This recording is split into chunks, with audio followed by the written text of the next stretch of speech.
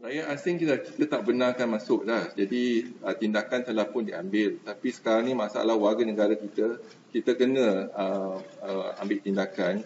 Tindakan yang lepas fasa pertama ialah kita kuarantin di rumah. Dan kita dapati dalam lebih kurang 15 hingga 20% antara mereka ada kalanya tak kuarantin di rumah. Jadi dia masih keluar daripada rumah. Jadi mungkin tindakan kita ialah perketatkan, iaitu kita pastikan mereka di kuarantin. Sama ada di pusat kuarantin yang ditetapkan oleh kerajaan ataupun di hotel yang telah dikemal pasti. Ya. Kalau kita lihat pada pengalaman di negara China, walaupun mereka telah berjaya dalam menghentikan penularan jangkitan COVID-19 ni, sekarang ni mereka juga mengkuatkuasakan in terms of quarantine tersebut because rakyat Cina yang balik ke negara mereka membawa penyakit COVID. Jadi mereka juga melaksanakan tindakan-tindakan tersebut. Jadi adalah penting untuk kita memastikan yang mereka yang balik dari luar negara disaring dan dipastikan dikuarantin untuk tempoh 14 hari. Tempoh inkubasi kita difahamkan ialah tempoh 2 minggu.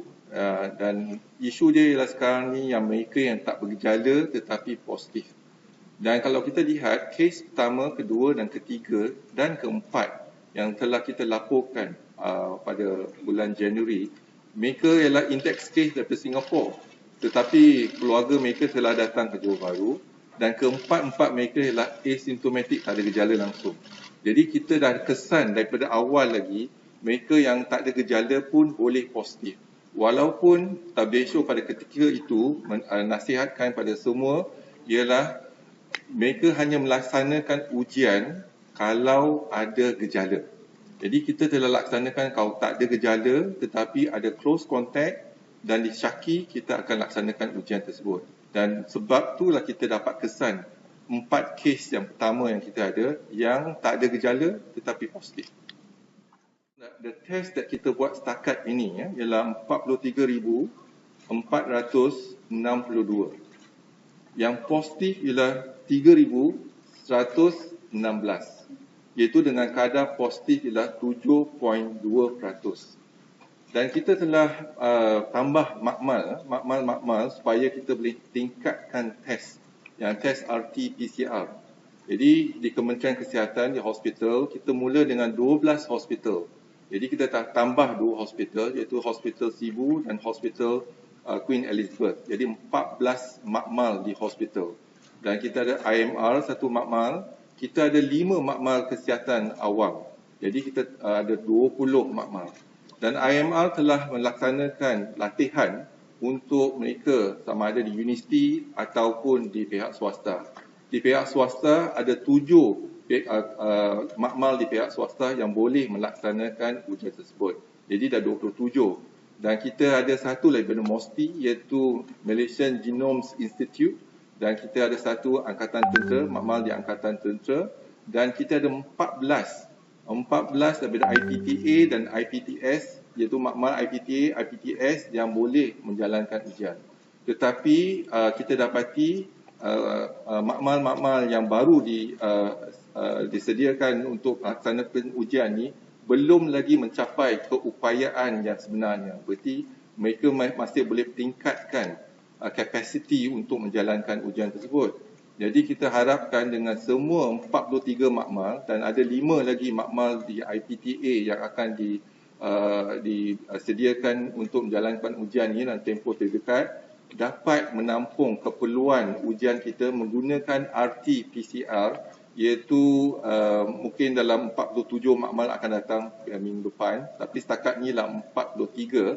Dan menggunakan RT-PCR kita jangkakan kita boleh laksanakan 16,500 ujian. Itu target kita. Dan kita juga telah melihat pada ujian yang sebagaimana kita bincangkan awal lagi, iaitu ujian serologi. Dan ujian serologi untuk antibody memang kita tak galakkan langsung sebab yang penting ialah dalam diagnosa kita tak boleh menggunakan test kit antibody. Walau bagaimanapun kita juga telah melaksanakan test kit, rapid test kit antigen, iaitu 2 syarikat daripada negara China dan juga 1 syarikat daripada Korea. dan keputusan semalam saya maklumkan kita tengah laksanakan ujian tersebut yang akurasi ataupun ketepatan ujian tersebut hanya 56.6%. Jadi mungkin kita akan tunggu menggunakan fluorescent reader.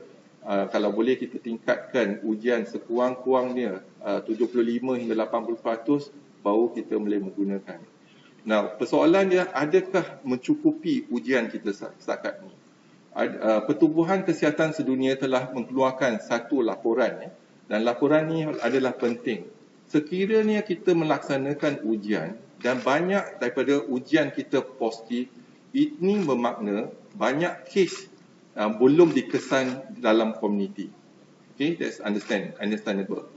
Dan sekiranya tanda aras baru disasarkan oleh WHO ialah setiap 10 ujian yang dilaksanakan, kalau kita ada satu kes positif yang itu memadai, berarti telah mencapai tanda aras, berarti 10%. Kalau kita lihat ujian kita, sebanyak 43,406 kes sampel yang telah kita ambil dan kes yang positif adalah 3,116 dan kadar positif kes kita ialah 7.2%, lebih kurang 10%. Bermakna kita termasuk dalam tanda aras Pertubuhan Kesihatan Sedunia yang melaksanakan ujian ini mencukupi untuk komuniti tersebut. Ada statistik tetapi untuk gelombang pertama daripada 22 kes, 6 ialah warga negara Malaysia, yang lain semua warga negara asing. Gelombang kedua lebih pada 95 kes ialah rakyat Malaysia. Jadi kita sekarang ni kalau kita lihat kes-kes yang kita laporkan ialah kes kumulatif, berarti kita daripada kes pertama 23 Januari kita kumulatif kes kan. Jadi sekarang ni kita akan lihat pada tempoh 2 minggu. 2 minggu kalau ada kes mendadak di satu kawasan, satu negeri, baru kita akan ambil tindakan secepat mungkin. Jadi yang matlamat utama kita ialah untuk memutuskan penularan kes-kes jangkitan COVID ni. Jadi contohnya kalau kes yang warna merah 40 kes ke atas, katalah satu kampung tu ada 40 kes dikesan, maksud dia dalam tempoh 2 hari kita akan cuba sedaya upaya untuk hentikan penularan wabak tersebut ataupun jangkitan tersebut di kampung yang tersebut. Tindakan kita ialah kita sedang mengesan. Jadi bila ada aktiviti MCO ni, jadi kita Kementerian Kesihatan dengan kerjasama dengan agensi yang lain, kita akan melaksanakan tindakan kesihatan awam, iaitu kita akan mengesan, kita akan uji dan apabila positif kita akan asingkan dan kita akan rawat. Yang negatif, kalau ada close contact atau kontak rapat dengan kes-kes yang positif, kita juga akan asingkan dan kuarantinkan mereka. Kalau dua kawasan yang kita telah kenal pasti, contohnya di Sungai Lui,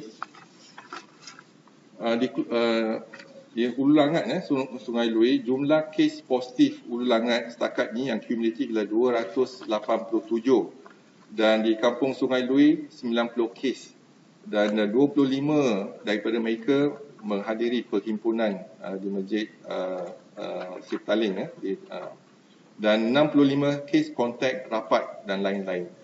Dan bukan di Kampung Sungai Lui ada 197 kes dan 21 di antara mereka ialah daripada jemaah tabligh yang menghadiri perhimpunan di Masjid Siftaling dan 176 ialah kes kontak rapat dengan mereka.